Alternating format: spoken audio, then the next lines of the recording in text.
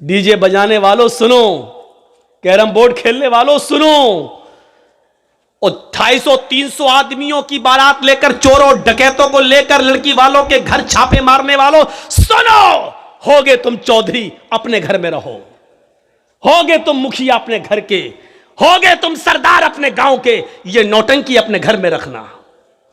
होंगे तुम एमएलए, होंगे तुम एमपी, हमारी नजर में ये सब नौटंकियां अपने घरों में रखना।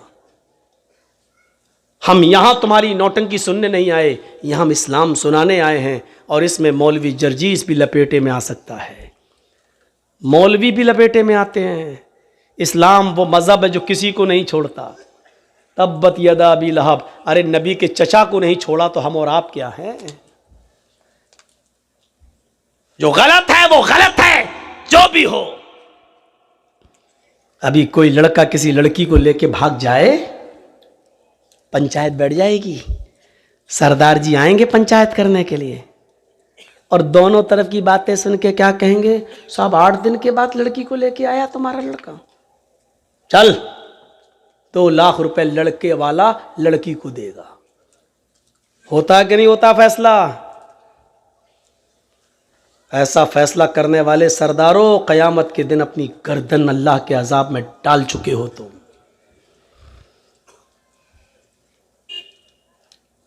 लड़का भागा तो लड़की भी तो भागी थी।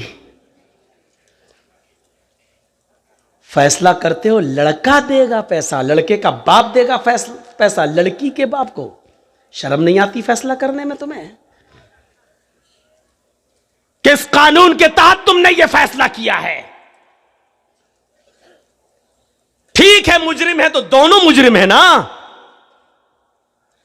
अगर लड़का भगा कर ले गया है तुम्हारी बेटी को, तो तुम्हारी बेटी ने भी तो भाग कर कसूर किया है। जबरदस्ती घर से खींच के तो नहीं ले गया था वो।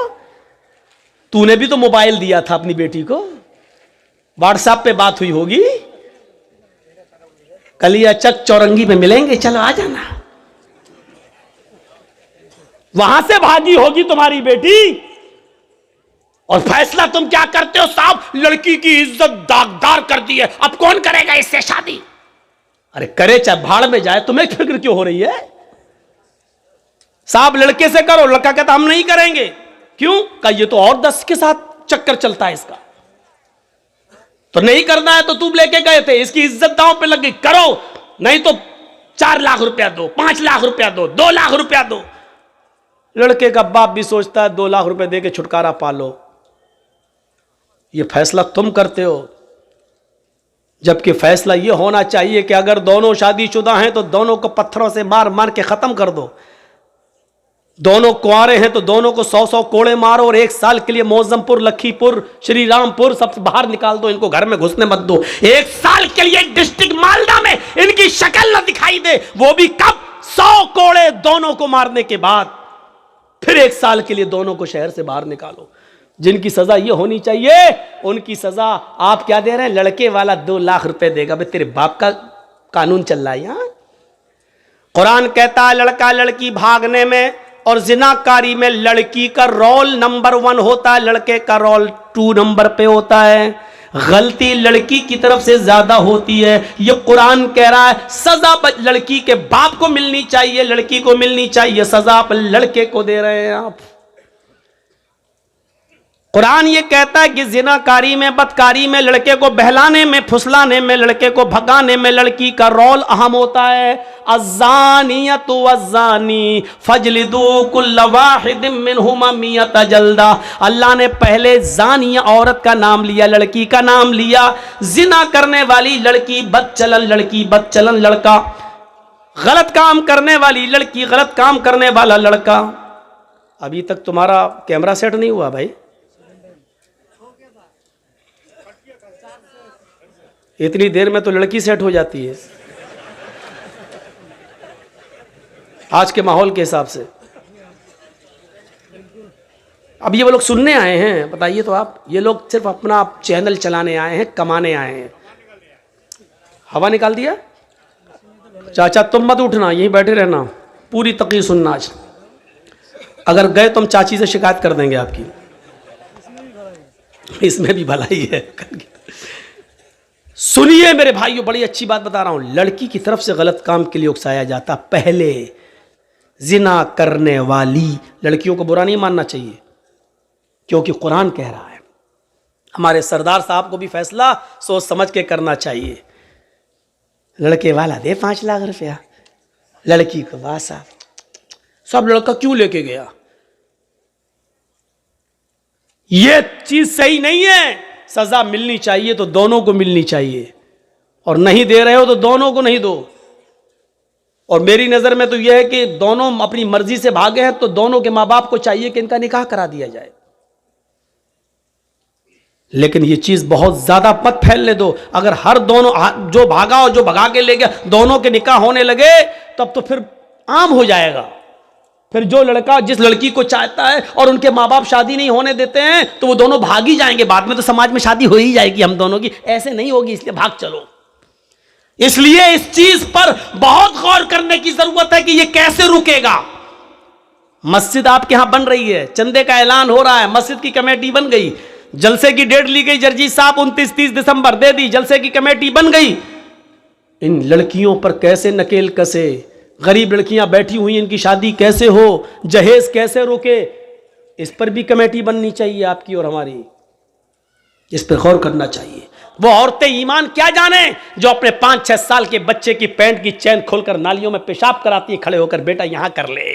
वो क्या जाने ईमान से क्या ताल्लुक है। वो औरतें ईमान का ताल्लुक क्या जाने जो अपने बेटे का आज 5 साल का 6 साल का हो गया है, अपनी सहेलियों को बुलाकर घर में केक काटती हैं और कहती हैं हैप्पी बर्थडे टू यू।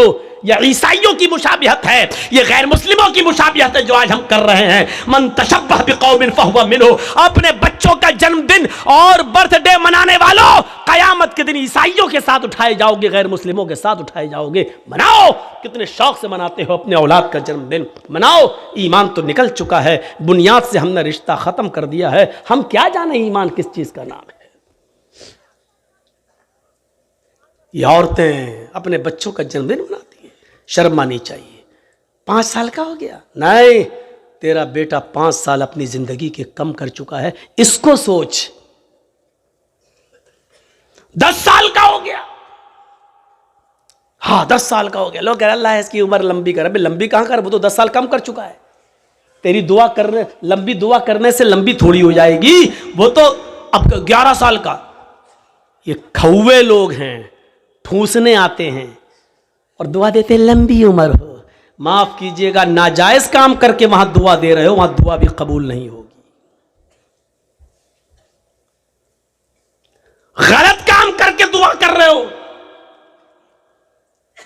400 आदमियों की बारात गई, डीजे बजे, लड़के ने सेहरा बांध लिया हाथी की सूंड की तरह लटकाया, मेहंदी लगा ली हाथ में। पोंपूलाल पहुंच गए, बैठ गए स्टेज पर, वीडियो बन रही है। और वीडियो बनने के बाद लड़की की वीडियो बन रही है, दुल्हन की,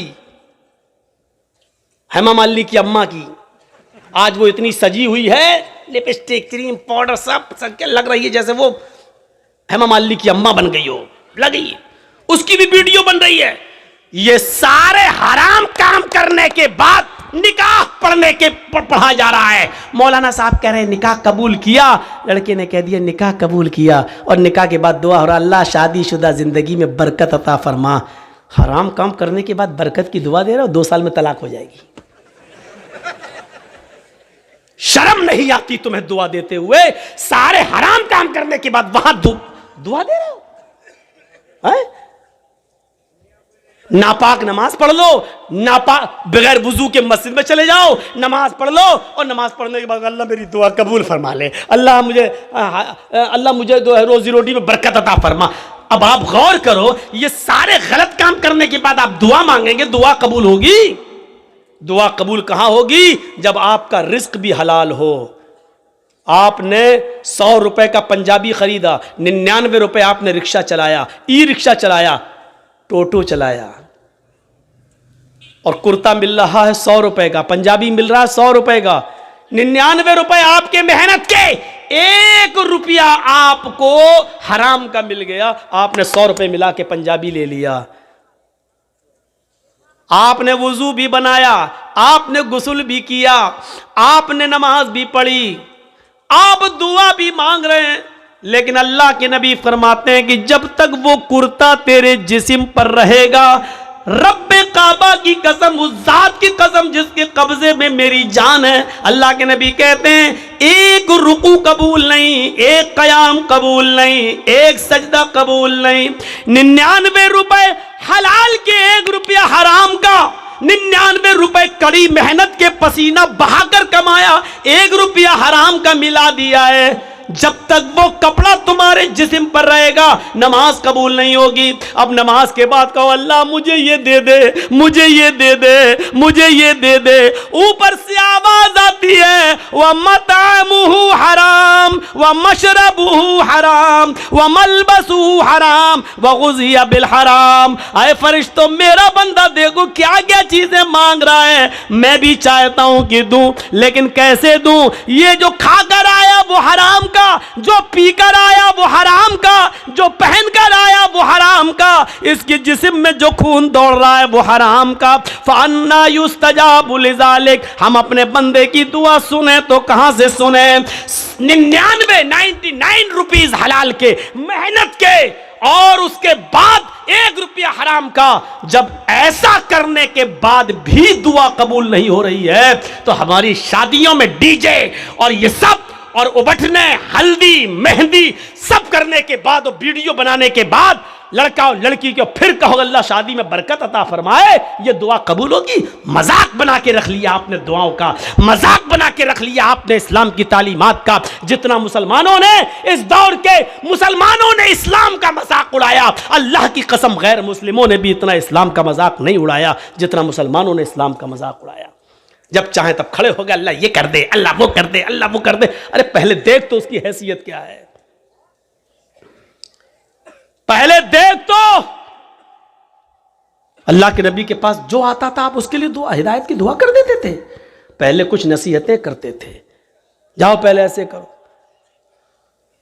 हम कहां हैं? मजाक बना लिया। मौलाना साहब हाँ दुआओं में याद रखना। अरे एक दुआ हो, मौलवी जर्जिस तुझे दुआओं में याद रखे कि अपने बेटे की दुनिया दीन देखे, अपनी औलाद का देखे, अपने रिश्तेदारों का देखे।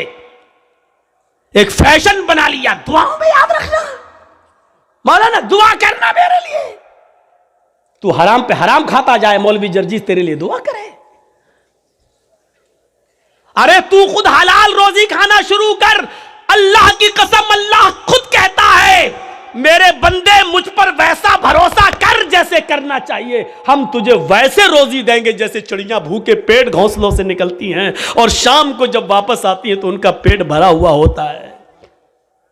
समंदर में एक विहील मछली रहती है जो 40 टन गोश्त खाती है, 40 टन एक दिन में। अल्लाह कहता हम अब उस मछली को भूखा नहीं सोने देते। 2 रोटी खाने वाले, तू क्यों परेशान है? हम तुझे भूखा नहीं सुलाएंगे। तू क्यों इस 2 रोटी के लिए किसी का हक मार रहा है? तू क्यों इस 2 रोटी के लिए किसी के पर जुल्म कर रहा है? तू क्यों इस 2 रोटी को कमाने के लिए नाजायज माल हासिल कर रहा है? क्यों ऐसा कर रहा है तू?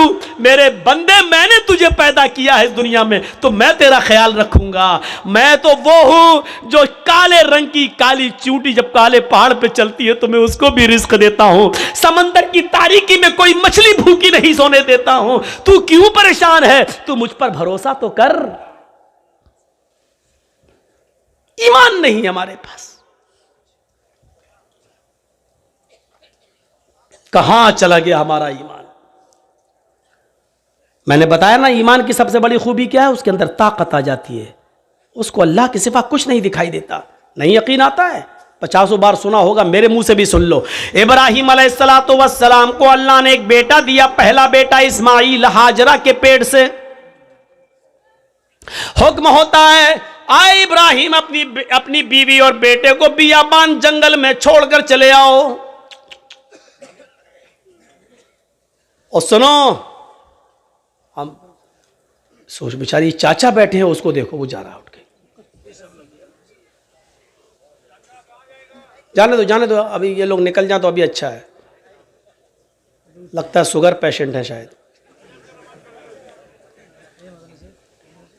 सुनिए, अब लोग वो भी सोच रहे होंगे जब ड्राइवर ही चला गया तो हमको जाने में क्या है।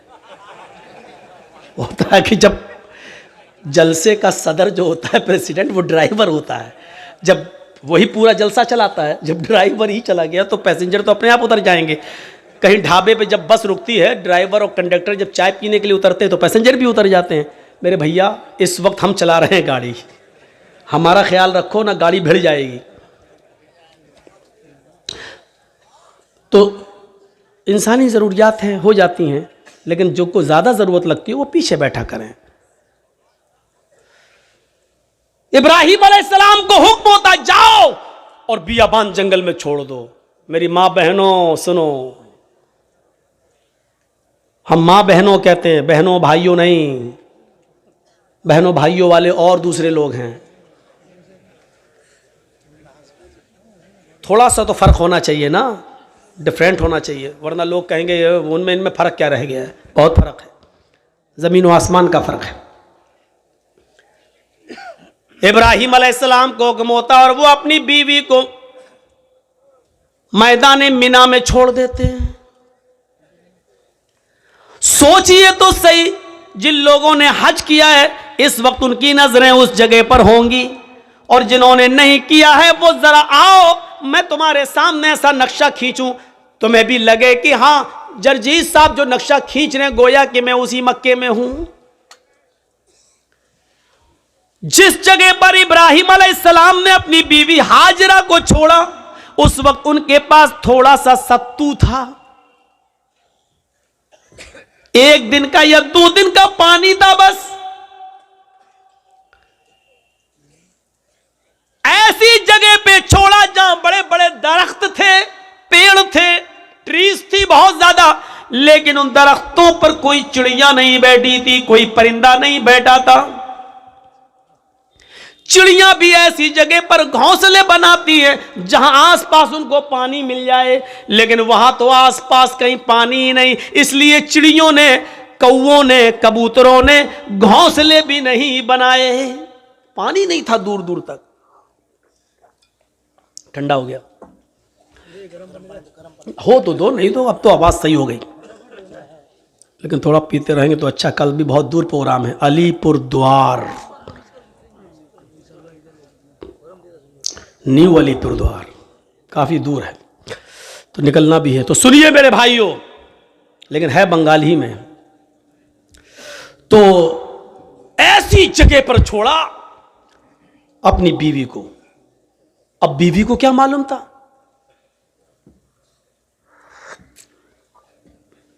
बीवी को नहीं मालूम था, वो तो सोच रही है यहां पर हस्बैंड के साथ, शौहर के साथ जा रहे हैं, और इब्राहिम अलैहिस्सलाम ने भी नहीं बताया कि हम तुम्हें छोड़ने जा रहे हैं, वापस आ जाएंगे। सर्जिकल स्ट्राइक इसको कहते हैं।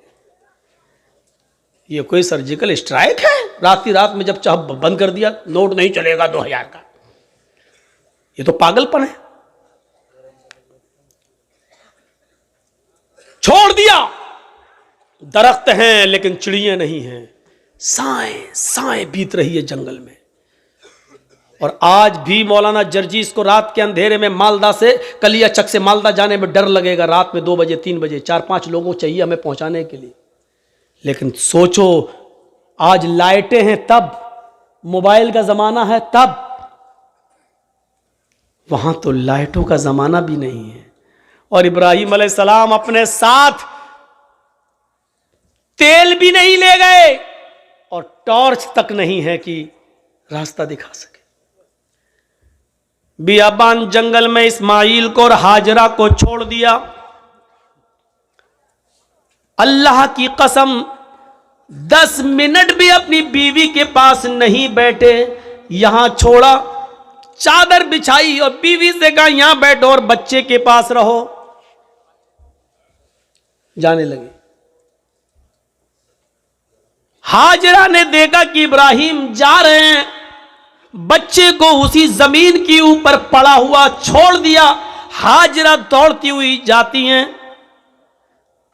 और अपने शौहर इब्राहिम का दामन पीछे से पकड़ती हैं। आए इब्राहिम, कहां जा रहे हो? इब्राहिम अलैहिस्सलातु वस्सलाम ने हाथ पकड़कर झटक दिया। अपनी बीवी के सवाल का कोई जवाब नहीं दिया। आगे फिर बढ़ गए। बीवी ने फिर कहा, मैं आप ही से कह रही हूं, आए मेरे हस्बैंड, कहां जा रहे हो? कोई जवाब नहीं दिया। हमारी औरतें तो जवाब देने में बड़ी माहिर हैं। हर चीज का जवाब नहीं होता है, बहुत सी चीजों का जवाब खामोशी भी होता है। इब्राहिम अलैहिस्सलाम अपनी बीवी से के सवाल का जवाब नहीं दे रहे हैं। जानते हैं कि जवाब देंगे तो दूसरा सवाल उठेगा, उसका जवाब देंगे तो तीसरा उठेगा, वक्त की बर्बादी होगी। चले आगे। बीवी ने फिर कहा, आ इब्राहिम, क्या मुझसे कोई गलती हो गई? एक बीवी का जो फर्ज है, क्या मैं उसको निभाने में नाकाम रही? क्या मैंने आपके साथ कोई गलत किया? क्या आप मुझसे परेशान हैं? मैंने आपको कभी किसी चीज का दुख दिया है? शायद इब्राहिम अलैहिस्सलातु वस्सलाम के पास हाजरा के अपनी बीवी के सवाल का जवाब भी नहीं था। वो आगे बढ़ते चले जा रहे हैं और अपनी बीवी के सवाल का कोई जवाब नहीं दे रहे हैं। जाहिर है इतने सवालों के बाद बीवी को गुस्सा ही जाएगा। वो दौड़ती हुई फिर आगे बढ़ी और पीछे से कुर्ता कमीज पीछे से खींचते हुए कहा, जा रहे हो तो जाओ, मैं रोकूंगी नहीं। इतना तो बता दो, इला मन ततरुकुना। कुरान के अल्फाज देखिए, इला मन ततरुकुना, हमें किसके हवाले छोड़ के जा रहे हो? अपने बच्चे इस्माइल को किसके सुपुर्द करके जा रहे हो? यहां जंगल है, बियाबान जंगल है, दरिंदों की आवाजें आ सकती हैं, खतरनाक जानवर भी आ सकते हैं, या कोई काफिला आ गया और मेरी इज्जत व आबरू को लूट लिया, हमारी इज्जत को तार तार कर दिया। तो कल जब आप आओगे और मैं आपको चेहरा दिखाने के लायक न रही, फिर मैं आपको क्या जवाब दूंगी? जा रहे हो तो जाओ, इला मन ततरुकुना, हमें किसके सुपुर्द करके जा रहे हो? हमें किसके हवाले करके जा रहे हो? आए घरों की चौखटों पर भरोसा करने वालों, घरों में बनाई हुई ताक पर भरोसा करने वालों, अगरबत्तियां जलाकर बुजुर्गों की रूहों को अपने घरों में बुलाने वालों, जमीन की मिट्टी चूमने और चाटने वालों, तौहीद सीखो। बीवी ने कहा, इला मन ततरुकुना, हमें किसके सुपुर्द करके जा रहे हो? हमें किसके हवाले करके जा रहे हो? आवाज आती है। यहां इब्राहिम ने अपनी बीवी के सवाल का, इस क्वेश्चन का जवाब, इसका आंसर दिया और इसको जरूरी समझा। इब्राहिम ने पीछे मुड़ के नहीं देखा, लेकिन अपनी बीवी के सवाल का कि मुझे किसके सुपुर्द करके जा रहे हो, मुझे किसके हवाले करके जा रहे हो, इसका जवाब दिया उंगली से इशारा करके, इल्लल्लाह। आए मेरी बीवी, मैंने तुझे और तेरे बच्चे को, अपने बच्चे को इस्माइल को अल्लाह के सुपुर्द कर दिया है, अल्लाह के हवाले कर दिया है।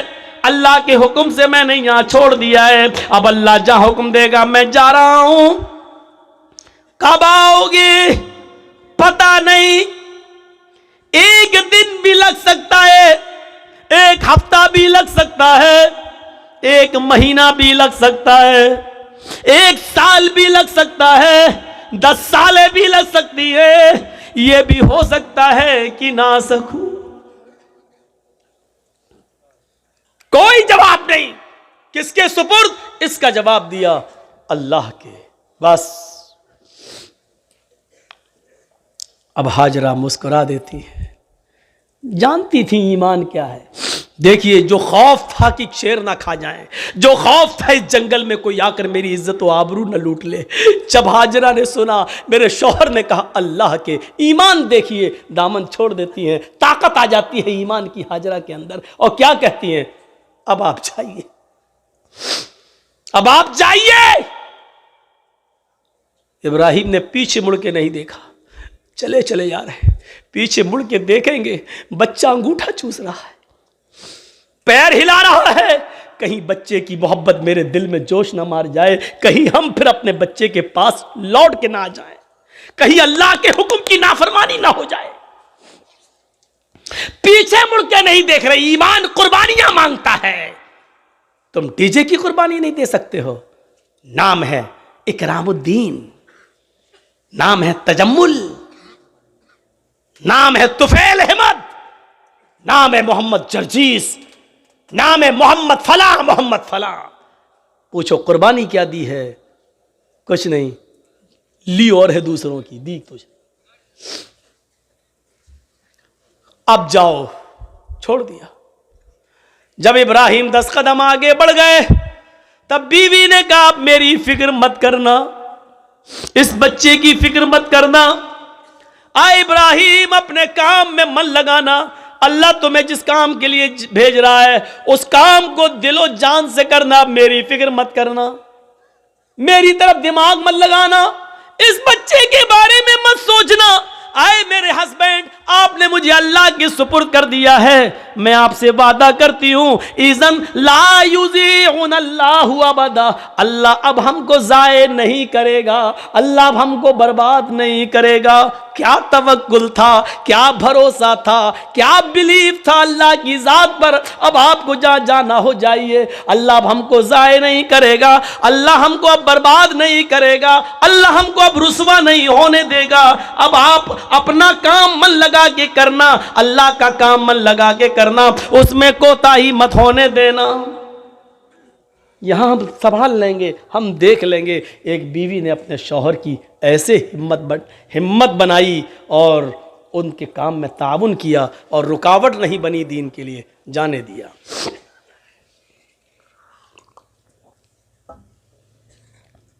चले गए।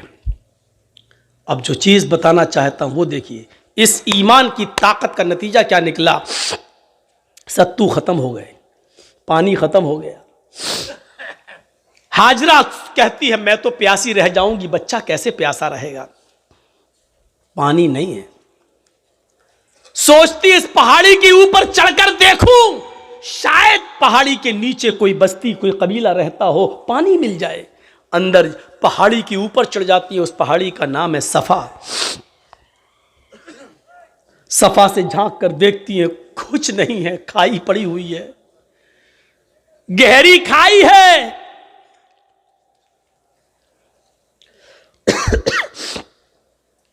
मरवा की तरफ जा रही है, पहाड़ी से उतरती है, चलती है, कहीं तेज चलती है, कहीं आहिस्ता चलती है, कहीं सीना तान कर ऐसे चलती है, कहीं फिर आहिस्ता चलती है।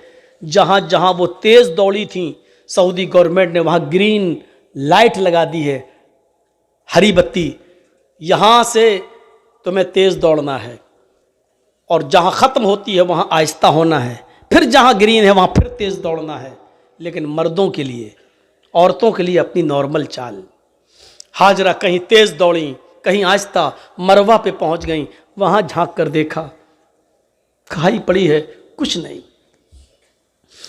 लेकिन बच्चे की प्यास ऐसा माइंड खराब कर रही थी, वो जानती है पहाड़ी के नीचे कुछ नहीं, फिर भी बार बार चक्कर लगा रही हैं, फिर सफा फिर मरवा, फिर सफा फिर मरवा, 7 चक्कर लगाती हैं, 7 चक्कर। फिर आ गई अपने बेटे के पास और कहती हैं अल्लाह, मैं नहीं जानती, जो कर सकती थी वो कर लिया, मेरे शौहर ने, इब्राहिम ने मुझे और इस बच्चे को तेरे सुपुर्द किया है। अय अल्लाह, अगर आज मैं हलाक हो गई, ये बच्चा हलाक हो गया, तो दुनिया को तेरे ऊपर से भरोसा उड़ जाएगा, तेरी जात से भरोसा उड़ जाएगा। अय अल्लाह, मेरा हस्बैंड, मेरा शौहर मुझे और इस बच्चे को तेरे सुपुर्द करके गया है। अल्लाह वालों के इम्तिहान होते हैं, यहां अल्लाह वालों से लोग मांगने चले जाते हैं। तसव्वुर करो आप। अल्लाह वाले ईमान की भट्टी में तप रहे हैं, यहां हम ईमान की भट्टी में तपना जानते ही नहीं है, उन तपे हुए लोगों के पास मदद के लिए पहुंच जाते हैं। ईमान वालों की जिंदगी हमें यह बताती है कि हमें उनके नक्शे कदम पर चलना है। हम उनके नक्शे कदम पर चलने के बजाय उन्हीं को सब कुछ समझ लेते हैं। मेरे प्यारे साथियों, यहीं से गलत फहमियां पैदा होती हैं, यहीं से गलत फहमियां पैदा होती हैं, यहीं से डाउट्स उठते हैं। आइए चलिए और देखिए मंजर। मेरे शौहर ने मुझे तेरे सुपुर्द और इस बच्चे को तेरे सुपुर्द किया है। अल्लाह मेरा बेटा प्यासा है, इसके लिए पानी का इंतजाम कर।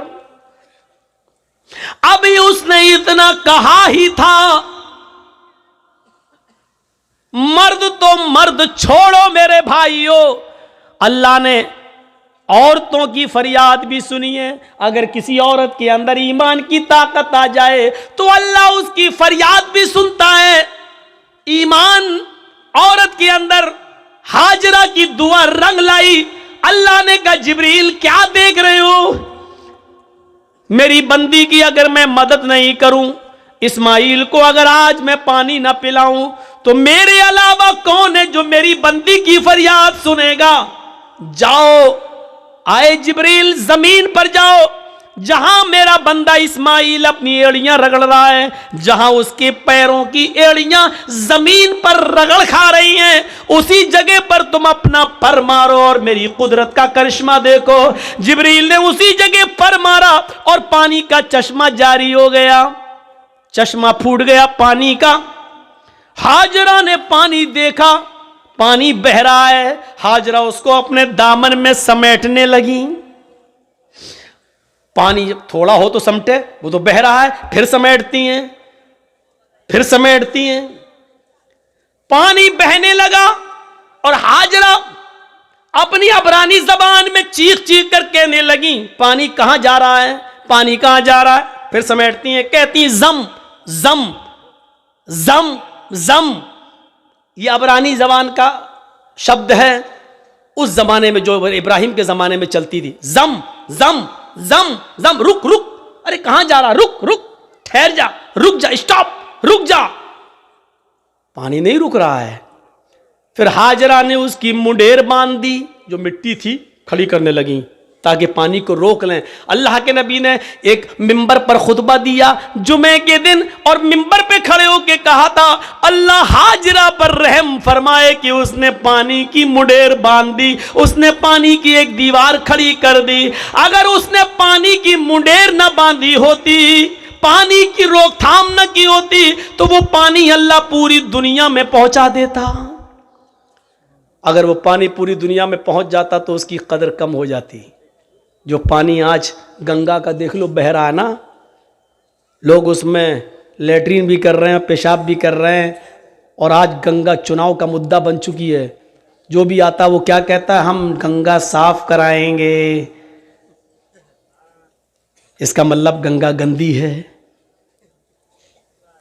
और जो चीज बहुत ज्यादा मिकदार में हो जाए तो उसकी फिर कद्र नहीं होती। आज जमजम की कद्र इसलिए है कि वो हमें और आपको आसानी से नहीं मिलता। जो चीज बहुत आम हो जाए फिर उसकी कद्र कम हो जाती है, इसलिए हजरत हाजरा ने उसकी मुंडेर बांध दी थी। दो चीजें, एक तो औरत की दुआ सुनी अल्लाह ने। जो लोग कहते हैं इस्लाम में औरत की क्या इज्जत है, कोई इज्जत नहीं है, औरत पे सारा जुल्म, वो देख लें कि अल्लाह ने औरत की दुआ 7वें आसमान पर सुनी। और दूसरा ये पहलू कि हाजरा जहां दौड़ी, जितने चक्कर लगाए हाजरा ने, अल्लाह ताला ने उतने ही चक्कर हर हाजी और हर मुअतमिर पर, उम्रा करने वाले पर भी नाफिज कर दिए।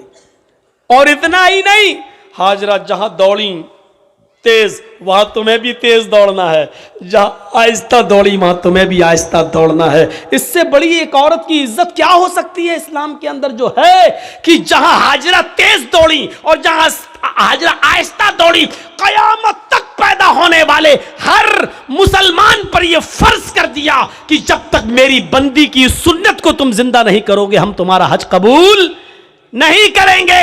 एक औरत के पैरों के रखने की जगह को, एक औरत के नक्शे पा को, एक औरत के पैरों के निशान को, एक औरत के पैरों के कदमों को, जहां जहां से वो गुजरी, अल्लाह ने उसको अपनी इबादत का एक पार्ट, अल्लाह ने उसको अपनी इबादत का एक हिस्सा बना दिया। इससे बड़ा एक औरत का मकाम क्या हो सकता है? वो लोग हमें जवाब दें जो कहते हैं कि औरतों पर इस्लाम ने जुल्म किया है। एक मर्द को 4 औरतें रखने की इजाजत है, लेकिन एक औरत को 4 मर्द रखने की इजाजत क्यों नहीं है? वो हमें बताएं कि आपके यहां मर्द की लंबी उम्र के लिए औरतों को करवा चौथ की परमिशन है, उनके ऊपर फर्ज है। क्या सिर्फ मर्द की ही लंबी उम्र होती है? क्या औरत की लंबी उम्र के लिए मर्द करवा चौथ का रोजा क्यों नहीं रख सकता है? आपके यहां सिर्फ औरत ही मर्द की लंबी उम्र की दुआ कर सकती है, करवा चौथ का व्रत रखकर, लेकिन मर्द औरत की लंबी उम्र की दुआ नहीं कर सकता है। क्या मतलब हुआ? मर्द जिए 200 साल, औरत मर जाए 25 साल में। सवाल हमारे पास भी हैं, लेकिन नहीं कह सकते हैं। सही वक्त पर सही बात कहना चाहिए। कभी कभी सही बात सही वक्त पर नहीं कही जाती है। आप कहिए डरते हो, डरते नहीं हो, इसी का नाम मसलहत है। वरना आज ये जमाना है मेरे भाइयों कि आप सही भी बोलेंगे तो अंदर आप जाएंगे। मौलाना कलीमुद्दीन की जो गिरफ्तारी हुई है, क्या गुनाह था उनका? मुझे बताइए, क्या इस दुनिया के अंदर या इस मुल्क के अंदर क्या इस्लाम की दावत देना जुर्म है? क्या धर्म का प्रचार करना जुर्म है क्या? और क्या इस मुल्क के कानून में यह नहीं है कि कोई भी आदमी कोई भी मजहब कोई भी धर्म कबूल कर सकता है? जब हर आदमी को अपने मन के मुताबिक मजहब को कबूल करने की इजाजत है, तो आपने मौलाना कलीमुद्दीन को अरेस्ट क्यों किया? जब जितेंद्र नारायण त्यागी टीका लगा सकता है, हम मुसलमानों को उसके धर्म परिवर्तन पर कोई ऐतराज नहीं है, तो अगर कोई हिंदू मुसलमान हो रहा है तो आपको क्यों ऐतराज हो रहा है?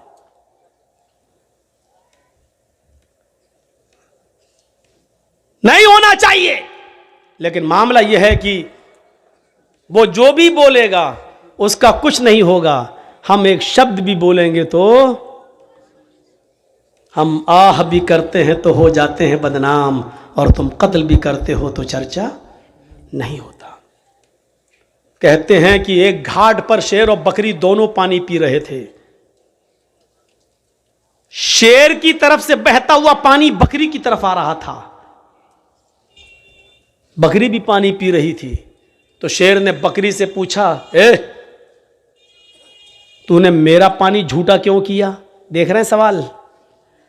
पानी शेर की तरफ से बहता हुआ आ रहा है, तो पानी जहां शेर मुंह लगा रहा है वहां से बहता हुआ पानी आएगा तो बकरी पिएगी। तो झूठा शेर कर रहा है कि बकरी कर रही है? शेर कर रहा है। इस शेर को अगर आप समझ जाएं तो मेरी पूरी तकरीर समझ जाएंगे। माजरत के साथ मैं नाम नहीं लूंगा।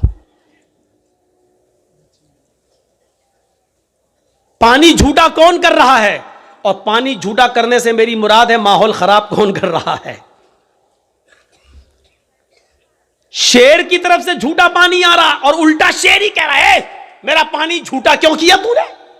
बकरी बोली, राजा हमारी क्या मजाल कि मैं आपका पानी झूठा करूं? पानी तो आपकी तरफ से बहता हुआ आ रहा था, मैं तो आपका झूठा पानी पी रही हूं। बकरी ने जवाब सही दिया। शेर ने कहा, अच्छा मुंह भी चलाती है मुझसे, जबान भी लड़ा रही है मुझसे।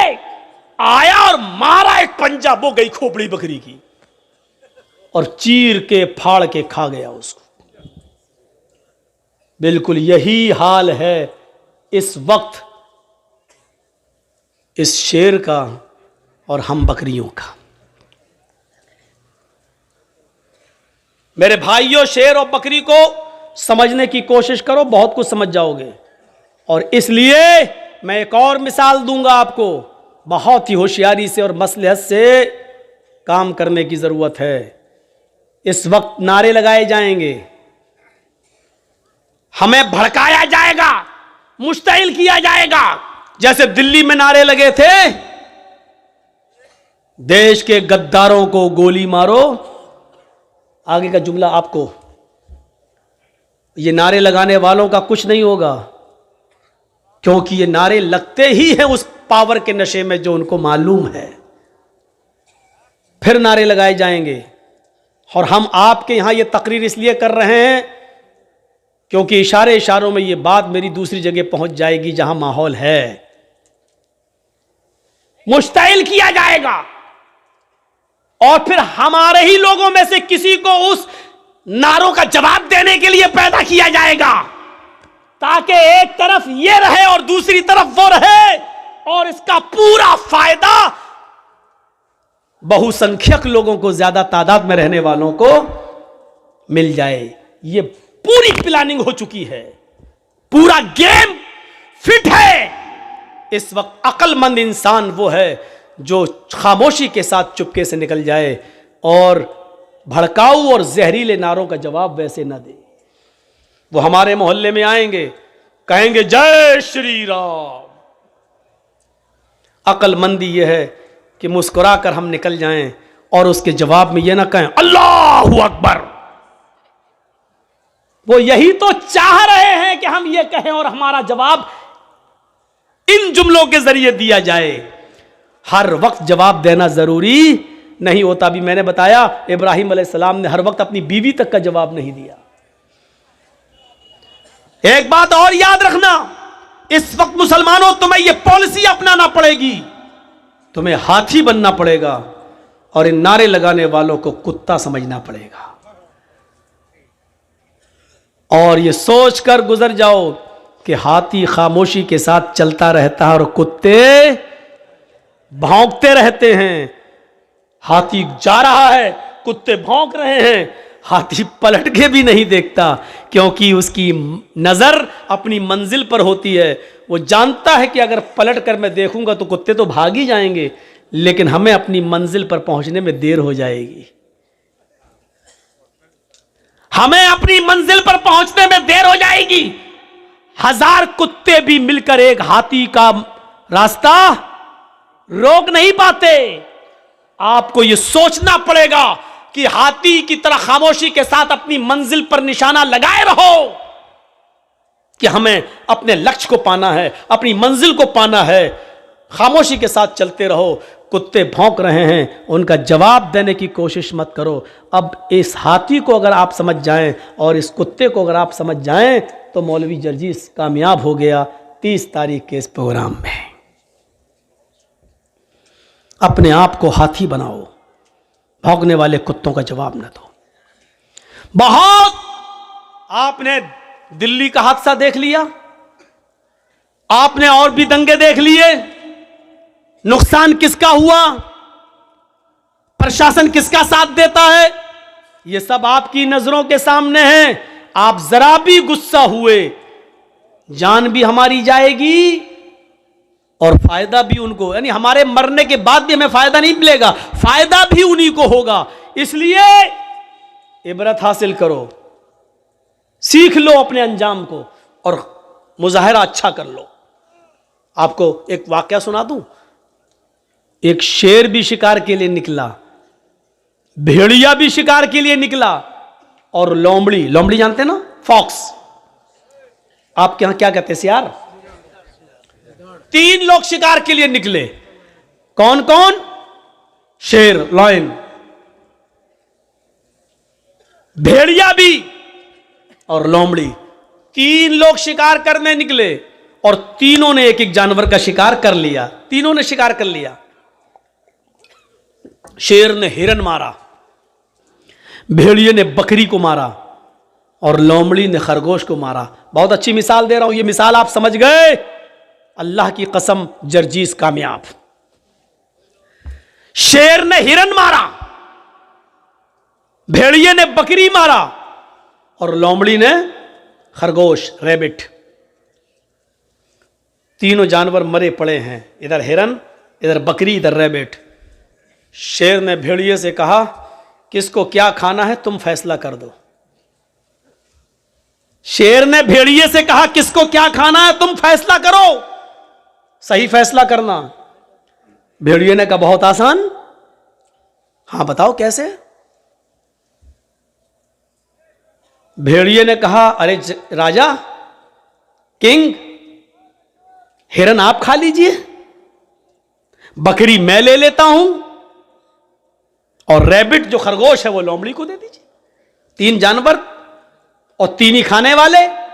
आप बड़े हैं, हिरन ले लीजिए, हम बकरी ले लेते हैं, लोमड़ी को खरगोश रैबिट दे देते हैं। शेर ने कहा इतना बुरा फैसला, इधर आओ। मारा एक पंजा, भेड़िए की गर्दन गायब, मर गया वो। भेड़िए साहब मर गए। उसने कहा कमबख्त फैसला करना नहीं जानता, इतना बुरा फैसला किया। लोमड़ी से कहा तुम फैसला करो। लोमड़ी से कहा कि तुम फैसला करो। लोमड़ी कहती बहुत आसान। कहा क्या? कहा साहब हिरन आप सुबह नाश्ते में खा लीजिए और बकरी आप शाम को खा लीजिए। अब बचा खरगोश तो मुंह का जायका बदलने के लिए उसको दोपहर में खा लीजिएगा। तीनों जानवर आपके, सुबह हिरन खा लीजिए, शाम को बकरी, और मुंह का टेस्ट बदलने के लिए खरगोश को दोपहर में। शेर ने कहा वाह वाह लोमड़ी, कितना अच्छा फैसला किया, इतना अच्छा फैसला करना तुझे किसने सिखाया? उसने कहा इस भेड़िए ने। कौन कहता कि बंगाल वाले नहीं समझते? माशाल्लाह समझ रहे हैं मेरी बात, समझ रहे हैं ना। उर्दू बोलने वालों में पूरे इंडिया में मुझी को बुलाया जाता है सबसे ज्यादा बंगाल में। क्यों? हम माइंड में घुसेड़ देते हैं बात, दिमाग में। मां बहनें भी समझ गई होंगी। देखा लोमड़ी ने कितनी अच्छी क्या कहा। उसने कहा अगर हमने कुछ उल्टा सीधा फैसला किया तो अभी पंजा पड़ेगा और हम भी जाएंगे। तो उसने कितना अच्छा क्या कहा, अरे बहुत आसान, हिरन आप दिन में खा लीजिए सुबह, बकरी शाम को खा लीजिए, और दोपहर में मुंह का टेस्ट बदलने के लिए खरगोश दोपहर में खा लीजिए। शेर भी खुश हो गया, वाह वाह कितना अच्छा फैसला। शेर को भी समझिएगा, लोमड़ी को भी समझ लीजिएगा, और लोमड़ी की अक्लमंदी को भी समझ लीजिएगा। लोमड़ी की जान कैसे बची? आपको इस वक्त अपने आप को बचाना है। बिहार वालों ने थोड़ी सी गलती कर दी, भुगत रहे हैं। बंगाल वालों तुमने अक्लमंदी से काम किया। आज मौलवी जर्जीस आजादी के साथ घूम रहा है। अल्लाह करे कि यही अक्ल यूपी वालों को भी आ जाए। तो मेरे भाइयों सोचो, बहुत कुछ कह दिया, हो सकता है कल इंडिया टीवी वाला इसी को काट काट के दिखाए, लेकिन दिखाएगा कब? जब ये यूट्यूबर अपने चैनलों पे देंगे तब।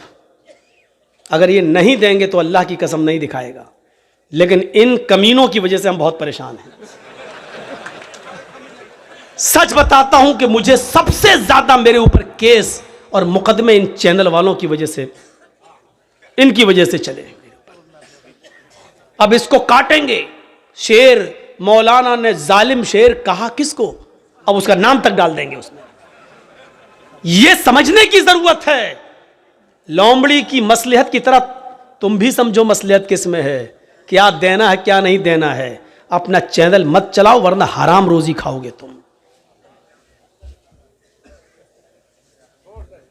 वो मालूम है, वो तो हम पढ़ते हैं, लिस्ट बन रही है हमारी, कौन कौन क्या क्या दे रहा है, कौन कौन दे रहा है। एक दिन सब तकरीरें निकलवा देंगे, सब कहां से निकलती हैं, कैसे निकलती हैं, वो पूरा हमको भी लोमड़ी से बहुत कुछ सीखने को मिल गया है। हमने भी बहुत कुछ सीख लिया है। जब तक कंट्रोल कर रहे हैं, जब कंट्रोल से बाहर हो जाएगा, सब्र का भी एक पैमाना होता है। हमारे सब्र का ज्यादा फायदा ना उठाएं आप लोग। तो मेरे भाइयों सुनिए, फैसला भी कर दिया और क्या कहा, सुबह ये शाम को ये और खरगोश बीच में। वाह वाह वाह वाह कितना अच्छा फैसला किया। फिर शेर क्या कहता है, लोमड़ी तुझे इतना अच्छा फैसला करता किसने सिखाया? उसने कहा भेड़िए ने। यानी भेड़िए ने ये फैसला न किया होता तो मुझे ये इबरत नहीं मिलती। तो आप एक देख रहे हैं ना, उसने पहले तो भेड़िए से कहा फैसला कर, तो भेड़िए ने हालांकि सही फैसला करा था। हिरन आपने मारा, हिरन आप खा लीजिए। बकरी मैंने मारी, मैं खा लेता हूं। लोमड़ी ने खरगोश मारा, लोमड़ी खरगोश खा लेगी। लेकिन सही फैसला भी बादशाह को कबूल नहीं हुआ, हजम नहीं हुआ। मारा पंजा, कितना खराब फैसला। तो आप चाहे कितने अच्छे रहिए, चाहे कितना देशभक्त बने रहिए, इस भारत के लिए अपनी जान की कुर्बानी दे दीजिए, अगर सरहद पर कोई मुसलमान मारा जाएगा तो यही कहा जाएगा कि देखो देश का गद्दार तो नहीं था। बादशाह यही कहेगा हमें देखना पड़ेगा क्या है, वरना इस दौर के अंदर नचनियों को और कमर मटकाने वालियों को पद्मश्री अवार्ड मिल जाता है। जिन्होंने इतिहास की ई न पढ़ी हो उनको मिल जाता है, और जिन्होंने कोरोना काल के अंदर गरीबों के घर अनाज पहुंचाया, गल्ला पहुंचाया, सिलेंडर पहुंचाया, आज उनको कुछ नहीं मिलता। क्योंकि इस दौर में जीना है तो चापलूसी करना सीखो। तो मेरे भाइयों, लोमड़ी की तरह अक्लमंद बनो। आप हालात देख रहे हो, उस हालात से जायजा लो, और फिर अपने आप को बचाना है तो लोमड़ी की तरह फैसला करो। ठीक है, लगा लो नारे, आएगा कभी दौर हमारा भी, और कहो इंशाअल्लाह। इंशाअल्लाह ये हमेशा नहीं रहता है। और राहत इंदौरी ने कहा था ना, आज तुम साहिबे मसनद हो, कल नहीं रहोगे। जो आज साहिबे मसनद हैं वो कल नहीं होंगे। किराएदार है, जाती मकान थोड़ी, किराएदार हैं, जाती मकान थोड़ी है मेरे भाइयों। लेकिन जब तक तुम्हारा जुल्म और सितम चल रहा है, इसलिए हम ही को थोड़ा सा लोमड़ी की तरह अक्लमंदी से काम लेने की जरूरत है। इसलिए मेरे भाइयों, अक्लमंदी से काम लो। इस मिसाल से बहुत कुछ कह दिया मैंने। इस मिसाल के अंदर सब कुछ है, पूरे हालात जो बोलना चाहिए पूरे इसके अंदर मौजूद हैं। इसलिए मैंने कहा कि आप अपने अंदर ईमान की ताकत पैदा करिए मेरे भाइयों, बस ईमान पैदा करिए और बुनियाद से अपने रिश्ते को जोड़िए। आप जानते हैं ईमान की ताकत क्या है? आपको मालूम होगा, फिरौन जब मूसा अलैहिस्सलाम से तंग आ गया तो कहने लगा, मूसा अपनी फौज को लेके आ, मैं अपनी फौज को लेके आता हूं, आओ आज आमने सामने मुकाबला कर लेता हूं। इस वाक़े को जरूर सुन लीजिएगा मेरे भाइयों, इस वाक़े को जरूर सुनिएगा। मूसा अलैहिस्सलाम ने कहा ठीक है, तुम अपनी दलीलें पेश करो, हम अपनी दलीलें पेश करें। मूसा अलैहिस्सलाम जब सामने आ गए, फिरौन भी अपनी फौज को लाया। फिरौन के साथ उसके जादूगर थे। सुनिए, फिरौन के साथ कौन था? जादूगर। और मूसा अलैहिस्सलाम के पास कौन थे? चंद मुसलमान जो उनके ऊपर ईमान लाए थे। फिरौन ने अपने जादूगरों से कहा, चलो अपना तिलस्म दिखाओ, अपना करतब दिखाओ, अपना नाटक दिखाओ, अपना ड्रामा दिखाओ। फिरौन के जादूगरों ने कहा, हम अपना जादू दिखाएंगे और ऐसा जादू दिखाएंगे जिससे मूसा डर जाएगा और मूसा की पूरी फौज डर के भाग जाएगी। फिरौन ने कहा कि आज मूसा को हारना चाहिए और मुझे जीतना चाहिए, तुम क्या दिखाओगे? तो फिरौन के जादूगरों ने, दो चीजें समझाऊंगा बस इस वाक़े से। फिरौन के जादूगरों ने कहा ठीक है, हम अपना जादू दिखाने वाले हैं जिससे मूसा और मूसा की पूरी फौज डर के भाग जाएगी, लेकिन हमारे लिए इनाम क्या होगा? कुरान देखिए क्या कहता है। जब फिरौन के जादूगरों ने फिरौन से कहा हम अपना जादू दिखाएंगे जिससे मूसा और मूसा की कौम हार जाएगी, लेकिन ये तो बताओ, इन्ना लना लअजरन इन कुन्ना नहनुल गालिबीन, अगर हम जीत गए, हम गालिब आ गए, हम मूसा और मूसा की फौज को भगाने में कामयाब हो गए, तो हमारा इनाम क्या होगा? हमें आप क्या देंगे? इनाम क्या देंगे? मैंने कहा ना आप लोगों से, थोड़ा सा रुक जाइए, इस वाक़े को सुन लीजिए। इसमें ईमान की ऐसी लज्जत मिलेगी आपको कि देखिए ईमान कहते क्या है और ईमान के बाद ताकत क्या आ जाती है, इसको समझ लो मेरे भाइयों। तो फिरौन ने कहा अच्छा इनाम चाहते हो? कहां? व इन्नकुम लमिनल मुकर्रबीन, अगर मूसा और मूसा के कौम के लोग भाग गए, तुम जीत गए, तो हम तुम्हें अपना मुकर्रब बना लेंगे, अपनी कैबिनेट में शामिल कर लेंगे, अपना मंत्री बना लेंगे, अपना वजीर बना लेंगे, तुम हमारे पास बैठोगे, हम तुमसे हुकूमत चलाने में मशवरे करेंगे, हम तुम्हें इनाम देंगे, तुम्हें अपना करीबी बना लेंगे। अब सोचो, ममता दीदी का कितना करीबी था एक नंदीग्राम वाला, नाम नहीं लूंगा। तो अब देखो, जब करीबी था तो क्या नहीं था उसको, और क्या नहीं दिया मुख्यमंत्री ने उसको। लेकिन अब उसकी नजर और ऊपर पहुंच गई। कहते हैं ना कि ज्यादा ऊपर जो देखता तो टोपी फिर नीचे गिर जाती है, तो जो सर पे है वो भी नहीं रहता है, जो थोड़ा बहुत होता है वो भी चला जाता है। तो इतना ऊंचा मत देखो। इसीलिए अल्लाह के नबी ने फरमाया, अपने से ऊपर अमीरों की तरफ मत देखो। ला तंजुरू इला मन हुवा फौककुम, जो तुमसे ऊपर है उनकी तरफ मत देखो। वंजुरू इला मन अस्फला मिनकुम, उनकी तरफ देखो जो तुमसे नीचे हैं। जैसे एक आदमी बेचारा नंगे पैर जमीन पे चल रहा था और उसको शर्म आ रही थी, मेरे पास चप्पल नहीं है, पैर कभी क्या कहेंगे लोग, चप्पल नहीं है। लेकिन अचानक उसकी नज़र एक अपाहिज के ऊपर पड़ती है जो दोनों पैरों से लंगड़ा है और बैसाखी पे चलता है। एकदम उसके दिमाग में आता है, अरे मैं क्यों शर्माऊं, इस बेचारे के पास तो पैर भी नहीं है, कम से कम अल्लाह ने मुझे पैर तो दिए हैं, जूते नहीं दिए तो क्या हुआ, चप्पल नहीं दी तो क्या हुआ। जब उसने अपाहिज को देखा तो उसको इबरत मिल गई। इसलिए कहा अल्लाह ताला, अल्लाह के नबी ने, जो तुमसे नीचे उनकी तरफ देखो, जो ऊपर है उनकी तरफ ना देखो। क्योंकि जब ऊपर है उनकी तरफ देखोगे तो उनसे भी ऊपर ये सोचो कि मैं इनसे भी आगे बढ़ जाऊं। नहीं, अपने से नीचे देखोगे तो तुम्हें अंजाम पता चलेगा कि दुनिया में ऐसे लोग भी मौजूद हैं। तो मेरे भाइयों, फिरौन ने कहा कि हम तुम्हें अपना कैबिनेट में शामिल कर लेंगे, अपना मंत्री बना लेंगे, तुम्हारे पास किसी चीज की कमी नहीं होगी। उन्होंने सोचा जब हम फिरौन के करीबी बन जाएंगे तब तो मजे ही मजे हैं, मजे ही मजे हैं। तो उन्होंने क्या किया, मूसा अलैहिस्सलाम और उनकी फौज के सामने अपनी रस्सियां डाल दी, जादू दिखाने लगे, रस्सियां फेंक दी और वो रस्सी सांप बन के रेंगने लगी। सर्प सांप बन गई, ऐसे चलने लगी।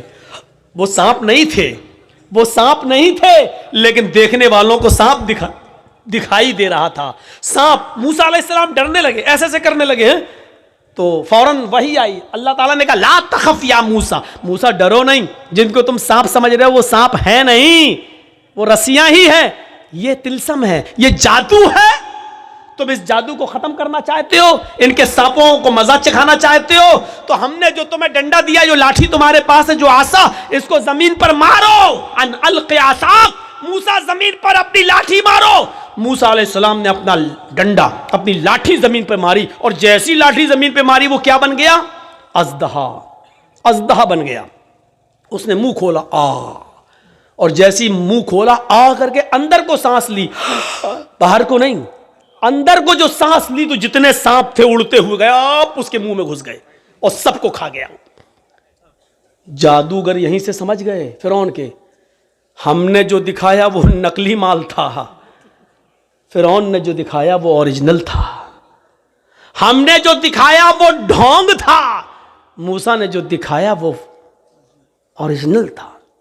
फैक्ट, फेक नहीं, फैक्ट था, सच्चाई थी, ट्रू था, उसके अंदर सच्चाई थी। हमने जो दिखाया वो पोल खुल गई मेरी। मूसा ने जो दिखाया उसके अंदर, अगर हमने मूसा के मुकाबले में कुछ दिखाने की कोशिश की तो हम ही को मुंह की खानी पड़ेगी और हम ही जलील हो जाएंगे। इसका कोई तोड़ नहीं है, क्योंकि जादू का और हकीकत का कोई मुकाबला नहीं है।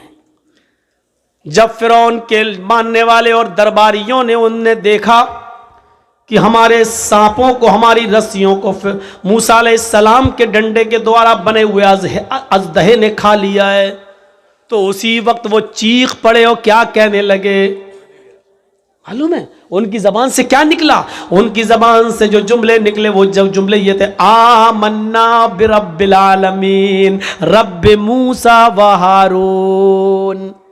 हम अल्लाह रब्बुल आलमीन पर ईमान लाए, उस रब पर जो मूसा का रब है और जो हारून का रब है। समझ गए आप? अभी तक काफिर थे, लेकिन हकीकत देखने के बाद क्या हो गए? मोमिन। अब देखिए, ईमान ले आए, आमन्ना बिरब्बिल आलमीन, ईमान लाता हूं मैं रब्बुल आलमीन पर। किस रब पर? फिरौन भी तो अपने आप को रब कहता है, तो फौरन कहा नहीं, फिरौन के रब पर नहीं, हम ईमान लाए फिरौन पर नहीं, रब्बे मूसा व हारून, उस रब पर जो मूसा का भी रब है और जो हारून का भी रब है। गौर कीजिए इन जुमलों पर। अब फिरौन को बड़ा गुस्सा आया, कमीने लाए थे हम इनको अपने लिए और ये तो मूसा के बन गए, ये तो अल्लाह वाले बन गए, ये तो खुद ही मूसा और हारून के रब पर ईमान लाए। अब गुस्सा नहीं आएगा? देश का चौकीदार किसी के ऊपर बहुत भरोसा करता हो और वो आदमी टूट कर एकदम दूसरी पार्टी में चला जाए तो कितना गुस्सा आएगा? हैं? बाद में बहाने करेंगे लेकिन गुस्सा, लेकिन आंखों के सामने वही बैठे बैठे, वही खड़े खड़े फिरौन के सारे जादूगर ईमान लाए। और जब ईमान लाए तो फिरौन ने कहा तुमने ये क्या किया? तुम मूसा और हारून के रब पर ईमान लाए? इन्होंने कहा हां लाए, हमारी इजाजत के बगैर। कहा हां आपकी इजाजत के बगैर, अब क्या जरूरत है आपकी इजाजत की? जब हमने ओरिजिनलिटी देख ली, असलियत देख ली, सच्चाई देख ली, तो अब हमें क्या जरूरत है? फिरौन ने क्या जवाब दिया? अब सुनिए, जो चीज बताना है वो सुनिए। ईमान लाने के बाद अब इनके अंदर क्या ताकत आई? अभी जो फिरौन से मदद मांग रहे थे, क्या इनाम मिलेगा, अब वही फिरौन उनको धमकी दे रहा है। कुरान फिरौन की धमकी को नकल करता है।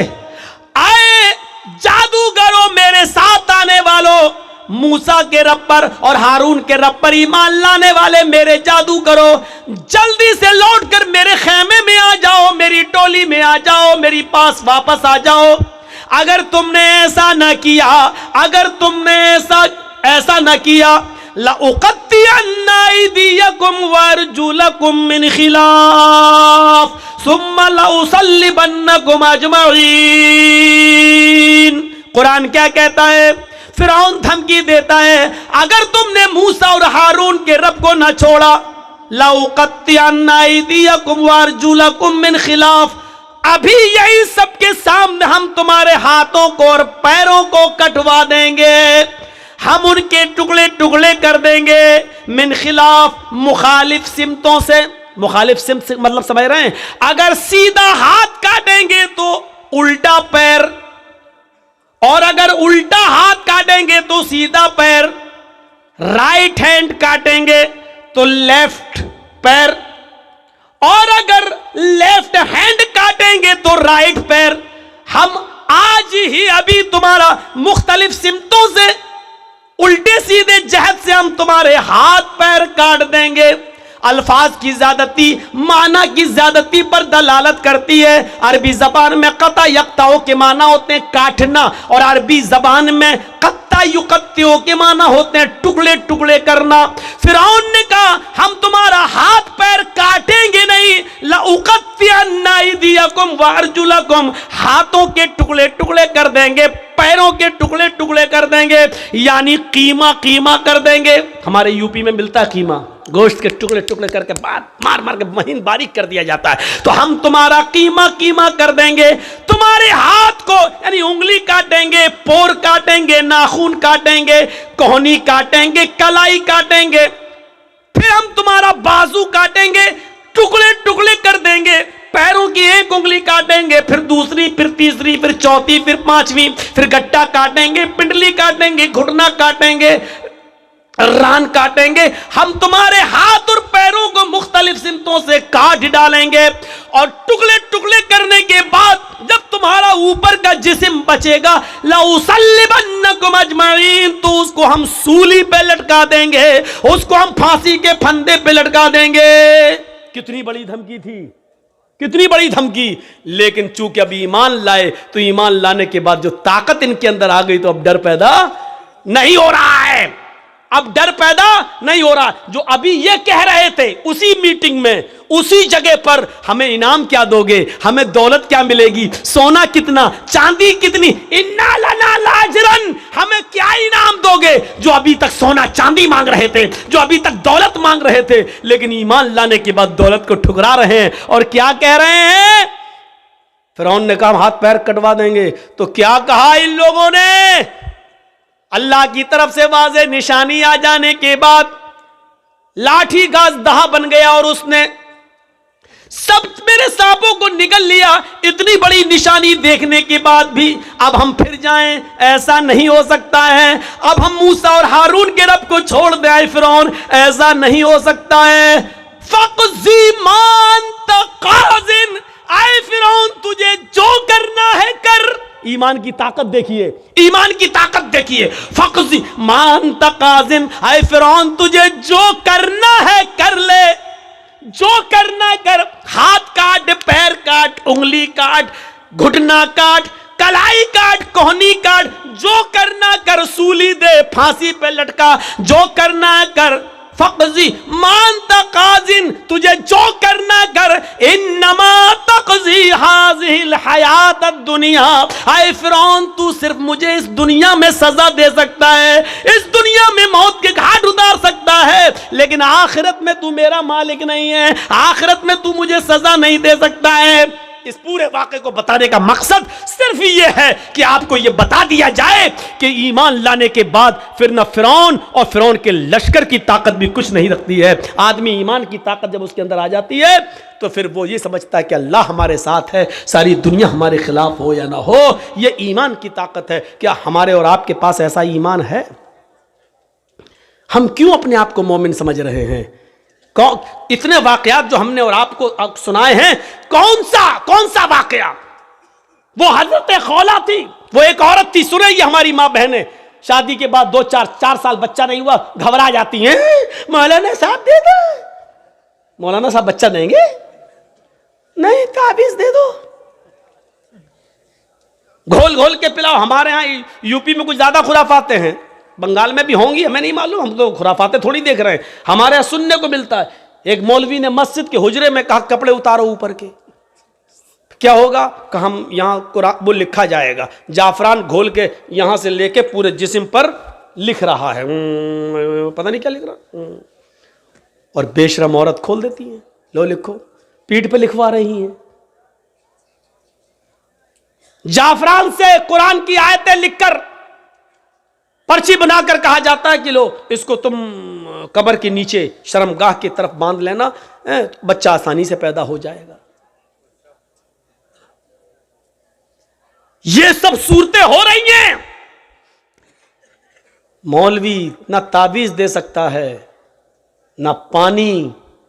मेरे भाइयों, अगर शरीयत की रोशनी से देखा जाए, शरई नुक्ते नजर से देखा जाए, तो अल्लाह की कसम पानी पढ़ कर दम करना, तेल वगैरह पे पढ़कर दम करना, इनका भी सबूत मिलता नहीं है। बहुत मौजरत के साथ मैं ये बात कह रहा हूँ आपको, सही हदीस की रोशनी में अगर आप तलाश करना चाहें, इख्तिलाफ है। बहुत से उलमा ने कहा नहीं पानी पढ़ के दिया जा सकता है, लेकिन सही बात यह है कि पानी पढ़कर दम करना भी जायज़ नहीं है।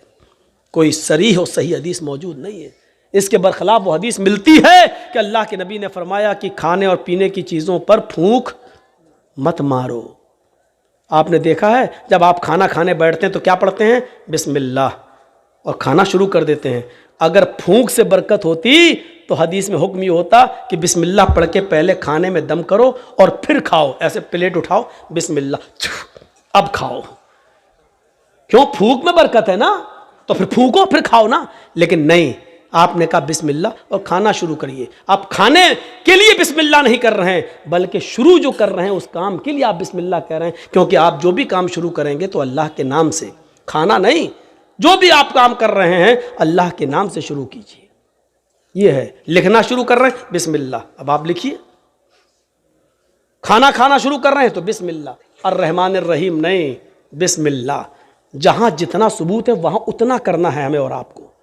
अल्लाह ताला ने कहा है, अल्लाह के नबी ने फरमाया कि अल्लाह का नाम लो, तो अल्लाह का नाम बिस्मिल्लाह हो गया। अल्लाह के नबी ने यह नहीं कहा कि अल्लाह रहमान रहीम कहो, सिर्फ अल्लाह का नाम बिस्मिल्लाह, बिस्मिल्लाह कह लो, हो गया। और अगर हर बिस्मिल्लाह का मतलब बिस्मिल्लाहिर रहमानिर रहीम है तो फिर आप कुर्बानी करेंगे तो क्या कहेंगे जानवर पर? बिस्मिल्लाहिर रहमानिर रहीम अल्लाहु अकबर क्यों नहीं कहते हो? वहां पूरी बिस्मिल्लाह क्यों नहीं पढ़ते हो? नहीं पढ़ते हो, क्यों? वहां नहीं बताया। वहां क्या बताया? बिस्मिल्लाही वल्लाहु अकबर।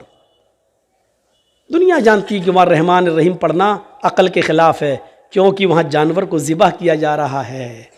और वहां कोई कहेगा बिस्मिल्लाह रहमान रहीम तो आदमी कहेगा ये कहाँ रहम है? एक तरफ जानवर काट रहे हैं, दूसरी तरफ रहमान रहीम, बड़ा रहम करने वाला इंतहाई रहमान है। तो मेरे भाइयों, इसलिए जितना हदीसों से साबित है उतना करो। ईमान का तकाजा यही है मेरे भाइयों।